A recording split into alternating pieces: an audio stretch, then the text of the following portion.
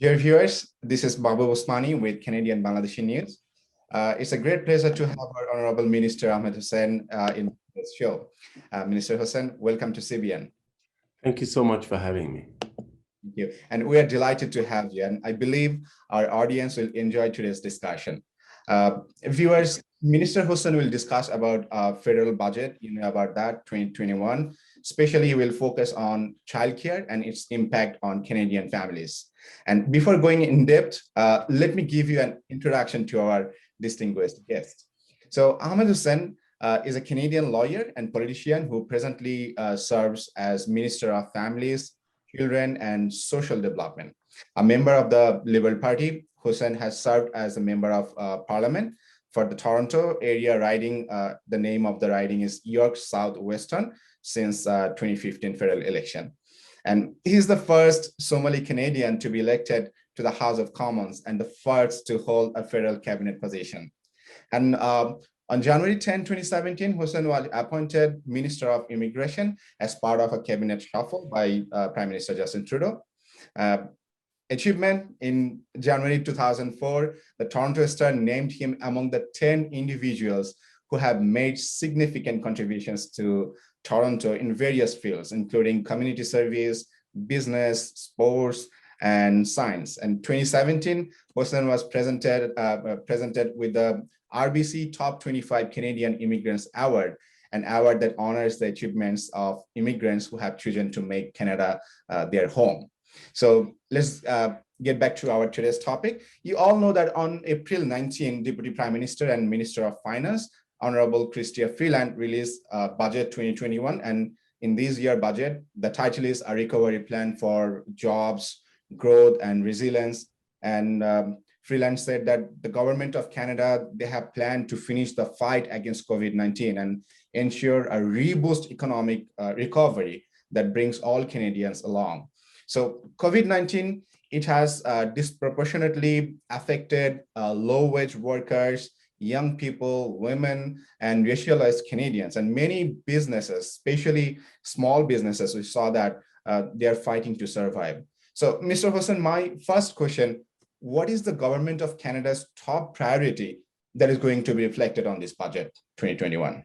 There's two main priorities with respect to budget 2021. One is to continue to support Canadians as they deal with the impacts of the COVID-19 pandemic. The pandemic is still not over, although with more and more vaccinations, we will slowly beat COVID-19 and defeat COVID-19 together.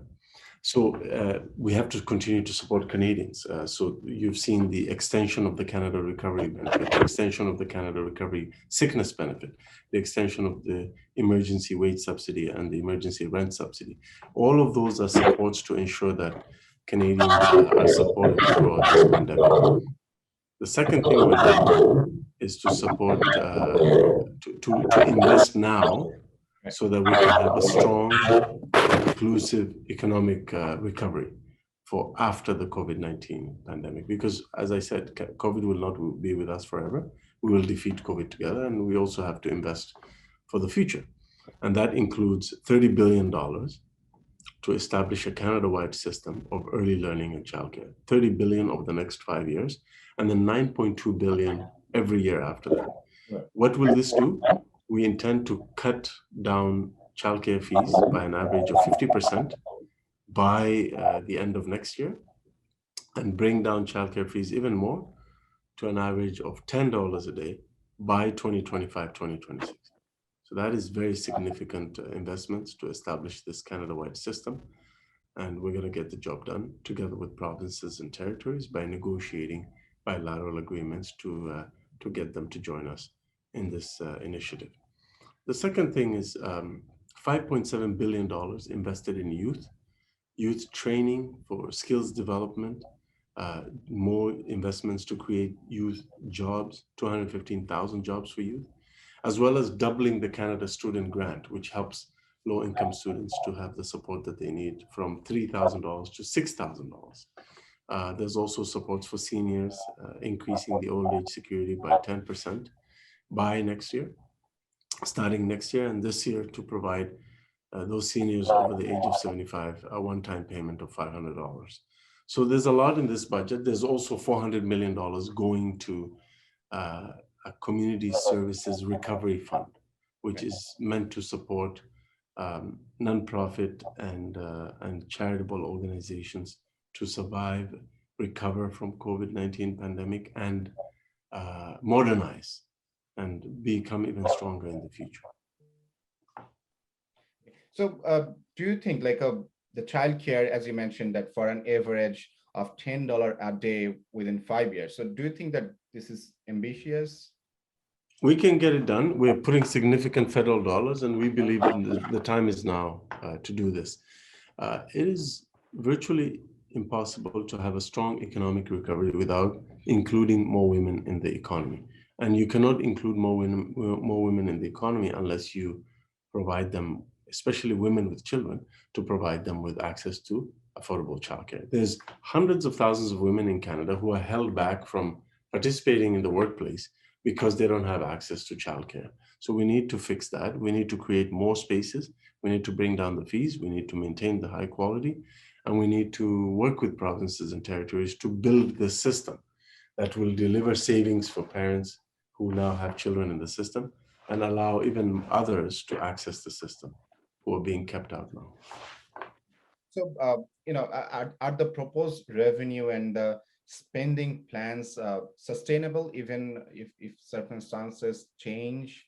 What do you think? Well, no, I mean, the support programs we have for Canadians will come to an end once the pandemic is over. We've said that we will support Canadians for as long as it takes, whatever it takes. Yeah. But, COVID-19 will not be with us forever. As more and more people get vaccinated in Canada, we will reach a point where we will safely be able to return, reopen the community and the economy. And at that point, based on the circumstances, we expect to complete these support programs, but we also expect to continue to work hard to create more jobs for Canadians. So how will you know your plan work, and how will you measure the results? It's already working. If you look at the jobs that we lost at the beginning of the pandemic, 80% of those jobs have already come back. So that tells you that the investments we've been making so far have been having a very positive effect. But if you look at the United States, only 50% of the jobs that they lost at the beginning of the pandemic have come back. So Canada is on the right track. We're doing the right thing when it comes to making the investments that people need now and the supports that people need now. In your ministry, like families, children, and social development, so how does it affect, how the people will get benefited from this? Yes. Yeah. So in addition to the childcare, we're also investing heavily in affordable housing. This is the 5th federal budget that increases funding for affordable housing. In budget 2021, you will see an increase of $1.5 billion additional dollars for the Rapid Housing Initiative. This will ensure the rapid construction of thousands of affordable housing units across the country. In addition to that, we're investing more money to set up a fund to enable us as a community to convert commercial properties into residential properties. That's $300 million. There is money reallocated from future years under the National Housing Co-Investment Fund to invest in the construction and repair of tens of thousands of affordable housing units. And we're also going to be increasing the Canada Housing Benefit by an additional amount of $315 million so that we can provide rent supplements to women and children fleeing domestic violence. Got it. So, and you said that the plan is already worked, whatever you planned before. I mean, the plan is already working. Yes, the plan is already working. As I said, if you look at the jobs that have come back, 80% of the jobs have come back, right? Compare that with the United States, only 50% of the jobs have come back. So we're doing everything that we can to help Canadians now. And we know that that's how you By helping businesses, for example, by extending the Canada wage subsidy, we ensure that businesses don't go out of business and lay off Canadian workers. So by supporting the businesses, we're supporting the workers as well to stay employed, to continue to support themselves and their families.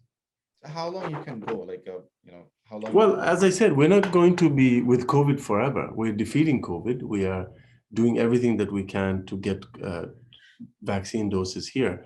We've already provided over 13 million vaccine doses to provinces and territories. And by the end of June, we will have 50 million doses of vaccines in Canada. So every Canadian who wants to be vaccinated will have access to a vaccine. At a certain point, when there's a majority of the people who are vaccinated, we will be able to safely reopen the community and the economy. And then right after that, at a certain point, we will of course wrap up the support programs because people will be going back to work and the economy will open up. All right. So yeah, that's so far we are almost at the end. So please share a few words about our Bangladeshi community and the audience of our Canadian Bangladeshi News. Well, first of all, I want to thank you and your team for enabling the Canadian Bangladeshi community to be aware of the latest public health information, as well as what our government is doing to tackle COVID-19 pandemic, but also what are we doing to invest for life after COVID. And so I want to thank you for those efforts. And of course, I want to salute my friends in the Canadian Bangladeshi community for their immense contributions to Canada, and thank them for everything that they do. And I particularly want to pay tribute and appreciate and show my appreciation to Bangladeshi Canadian frontline workers, healthcare professionals, and essential workers who are doing amazing work now to support everyone in the community as we deal with the COVID-19 pandemic. Thank you. Thank you very much, Minister Hussen, and thank you for your time. Wishing you all the best in your future endeavor. And thank you so much. Thank you. And dear viewers, thank you for watching and being with CBN. Stay home and stay safe. Thank you.